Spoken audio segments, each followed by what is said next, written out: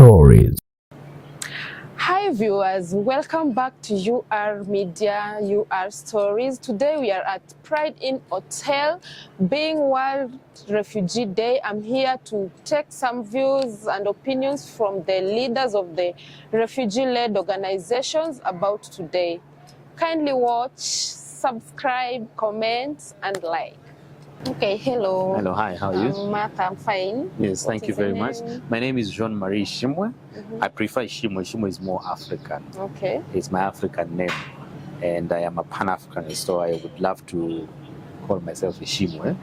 In short, Ishi. It's fine. Yes. Where are you from? I am based in Nairobi. I stay here in Kenya, but I work with an organization called RCIT. Okay. RCIT is Refugees Seeking Equal Access to the Table. And I'm the East Africa Regional Lead for both Kenya and Uganda. Okay. Yes. Today is World Refugee Day. Yes. Are you a host or a refugee as well?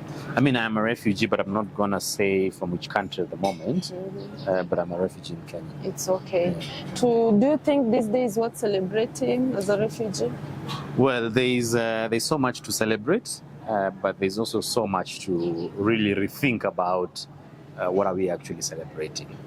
I think the theme for this year is a world where refugees are welcomed and solidarity with refugees. I think Kenya has shown reception to refugees, and it's been shown by the new, of course, refugee law, and similarly the new government willingness to include refugees more meaningfully in terms of socioeconomic inclusion. Okay. But there's also so much to think about what the system looks like in terms of refugee inclusion.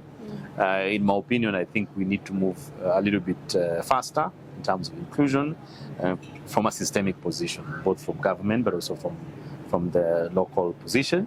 I think that the day is worth celebrating, definitely. Refugees are resilient. Refugees are contributing in many ways. Some of them have businesses they are running. Some of them, like many groups that I know, are leading different responses and different works in the organization, the refugee-led organization. But I think the call is that as we pursue more ways of inclusion, of genuine inclusion for refugees, we need to bring them at that table. This is the work that the organization I work for deliberately does. Okay. We are primarily engaging with government and state to institutionalize meaningful refugee participation. So we are saying that in as much as we are saying that let's do stuff for refugees, but we want to see how can we bring change with refugees themselves. Okay. And that looks like the challenges of documentations have been persistent. So what is the perspective of refugees and how do we change the situation with refugees? Okay. Yeah. Thank you for your opinion. Asante sana. Thank you. And World Refugee Day to everyone celebrating, I think it's worth celebrating, but more critically, just to really underscore that there's need to elaborate more inclusion and pathways for refugees to be better being welcomed. Okay. Asante. What's your name? Brock. Brock. Yes. Okay, Brock, today being World Refugee Day, I have one question for you. Yes. Do you think refugees should celebrate this day? I've never been a refugee myself, so I think hard for me to say, but I would think that most people want kind of stability, safety, and security. They would like to move from refugee status to a more stable status. So celebrate might not be the right word. I would think it's good that we have World Refugee Day in that it can draw attention to the status of refugees. Yeah. But can also be kind of used as a way to say we care about refugees, but maybe not back it up with action. So I would think of this day as more of like a call to action than a time to celebrate. Okay. How do you think the government should come in to help the refugees living in Kenya? Oh, it's a big question. I mean, in a lot of cases, it's maybe continuing a trend that has started where they're kind of opening up legally more, like creating more opportunities for refugees to have the right to work, the right to movement, some positive trends in the Sharika plan, right? We're talking about converting refugee camps into into municipal places with their own governments and their own kind of resource centers, and I think that's a good start. I think it's politically tricky, right? Because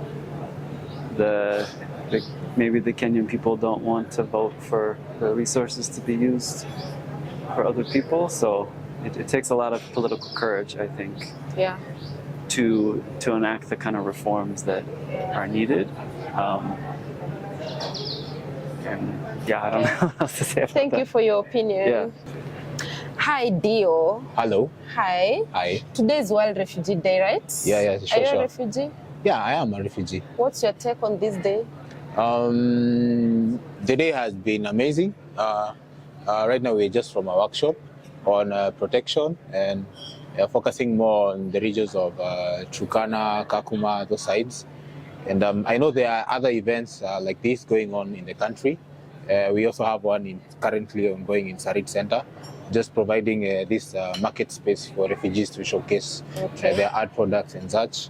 And there are many other conversations going on in the country and in the whole world. So I think so far so good. A lot of advocacy is going on, and I'd say the day is good. Yeah. Okay. Do you think this day is worth celebrating as a refugee? Yeah, it's worth celebrating. I feel like refugees, we've come from far. We are not in our host. We are not in our origin countries. We are hosted in different countries, and there have been conversations with the host governments, the host communities. A lot of advocacy, which has resulted into great improvements.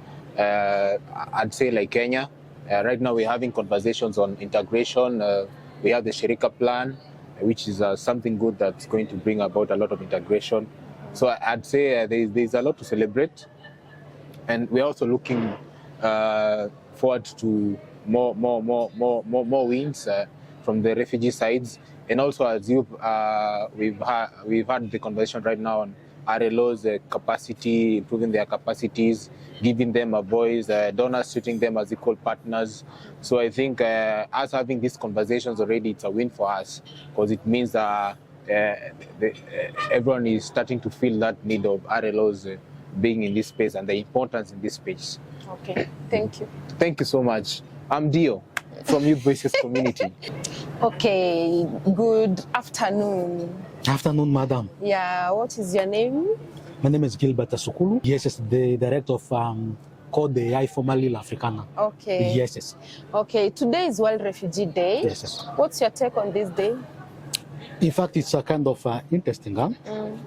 It's a day where refugees, have the right to kind of celebrate our achievement as a community, and also brainstorm alongside other partners on how we can kind of work together, and then create kind of synergies on areas where we can cooperate well with the agencies and other partners. Okay. Yes. Do you think this day is worth celebrating for the refugees?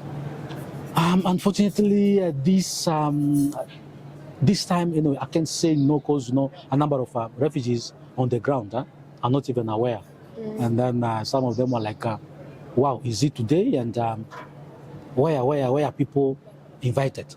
And then the majority of them, I can say 95% or 99%, are not invited. Only leaders like us, unfortunately.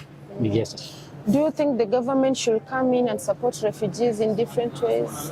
In fact, as far as the government, implication is concerned, for me, I would first of all appreciate on their input so far, because the government has somehow, supported, on a very, very, very good way. Yeah? And yes, in terms of the policies and other regulations, yes, they should come in, especially in the implementation of the refugee bill, which is supposed to kind of facilitate refugees' participation and engagement in this, and also their livelihood, not only at the agencies or RLO's level, but the Mwananchi, down there, the refugee, on the grassroots level. Okay. Yes. Thank you so much. I really appreciate it. Okay. You're welcome. Karibu. Asante.